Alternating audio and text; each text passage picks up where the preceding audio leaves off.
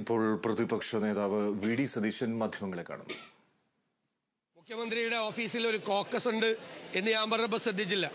സ്വർണ്ണക്കള്ളക്കടത്തിന് political patronage ഉണ്ട് എന്നുള്ള വാക്ക് ഉപയോഗിച്ചപ്പോൾ നിങ്ങൾ ശ്രദ്ധിച്ചില്ല.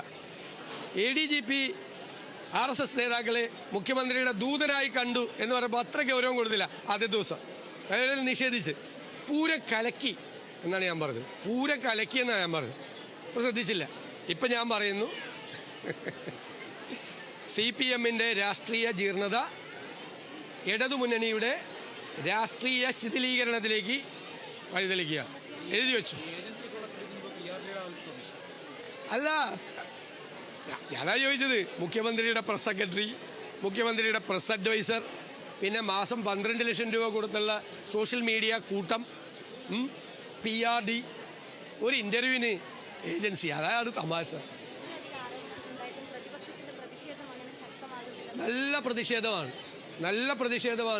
ഞാൻ പറഞ്ഞല്ലോ, കഴിഞ്ഞ ഒരു മാസത്തിനുള്ളിൽ ഞങ്ങൾ ഈ അൻവറിൻ്റെ ആരോപണം വരുന്നതിന് മുമ്പേ എറണാകുളത്ത് ചേർന്ന UDF യോഗവും KPCC യോഗവും തീരുമാനിച്ചു സമരത്തിലേക്ക് ഇറങ്ങാൻ.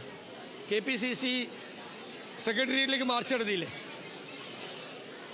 UDF പ്രതിഷേധ സംഗമം നടത്തിയില്ലേ സെക്രട്ടേറിയറ്റിന് മുമ്പിൽ?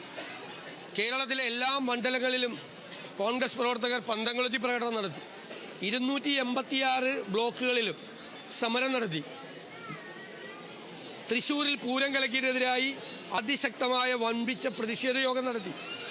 യൂത്ത് കോൺഗ്രസിന്റെ 14 ജില്ലയിൽ സമരം നടത്തി. തിരുവനന്തപുരത്ത് 3 മാർച്ച് നടത്തി. 2 മാർച്ചിൽ ക്രൂരമായ ലാത്തിച്ചാർജ് നടത്തി പോലീസ്. മഹിളാ കോൺഗ്രസ് 6 സമരങ്ങൾ നടത്തി. മുസ്ലിം ലീഗ് ക്ലിഫ് ഹൗസ് മാർച്ച് ഉൾപ്പെടെ 3 സമരങ്ങൾ നടത്തി. ഒരു മാസത്തിനുള്ളിലാണ്. ഇത് വേറൊരു സാധനമാണ്. സമരം പോരാ. ഞാൻ ഒറ്റ ചോദ്യം ചോദിക്കും. LDF പ്രതിപക്ഷത്തിരുന്നപ്പോൾ VS അച്യുതാനന്ദൻ പ്രതിപക്ഷ നേതാവ്, പിണറായി വിജയൻ സെക്രട്ടറി, ഏത് സമരമാണ് നിങ്ങളുടെ ഓർമ്മയിലുള്ളത്? അന്നത്തെ പ്രതിപക്ഷം നടത്തിയത് ഒരു സമരം ഓർമ്മയിലുണ്ടാവും. ഒറ്റ സമരം. ഏതാ? സോളാർ സമരം. അതെങ്ങനെ അവസാനിച്ചെന്നും കൂടി ഓർമ്മയുണ്ടല്ലോ. ഞങ്ങളിപ്പോൾ 2 പ്രാവശ്യം സെക്രട്ടേറിയറ്റ് ഉപരോധിച്ചില്ലേ UDF?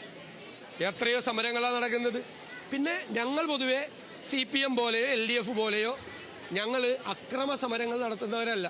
ഞങ്ങളുടെ കുട്ടികളെ, ഇത്രയും കുട്ടികൾക്കെതിരായി കേസെടുത്ത് ഏത് കാലം ഉണ്ടായിട്ടുണ്ട്? 1000കണക്കിന് കേസ്, 100 കണക്കിന് കുട്ടികൾ. നവകേരള സദസ്സിൻ്റെ സമയത്ത് കല്യാശ്ശേരി മുതൽ തിരുവനന്തപുരം വരെ ലാത്തിച്ചാർജ് അല്ലായിരുന്നു?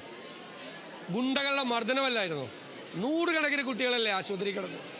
ഏത് കാലത്താണ് പ്രതിപക്ഷം ഇതുപോലെ സമരം നടത്തിയിട്ടുള്ളത്? അത് വേറൊരു സാധനമാണ്. ഇങ്ങനെ സമരം പോരാ എന്ന് പറയുന്ന ആളിൽ ഇത് അവരാര് സമരത്തിൽ വരാത്ത ആളാണ്. മുറിക്കകത്തിരുന്ന് സോഷ്യൽ മീഡിയയിൽ കുറിപ്പെഴുതുന്ന ആളുകളാണ്. ഒരു കേസെങ്കിലും ഉള്ളവരാണ് പറഞ്ഞെങ്കിൽ ഞാൻ മറുപടി പറഞ്ഞു.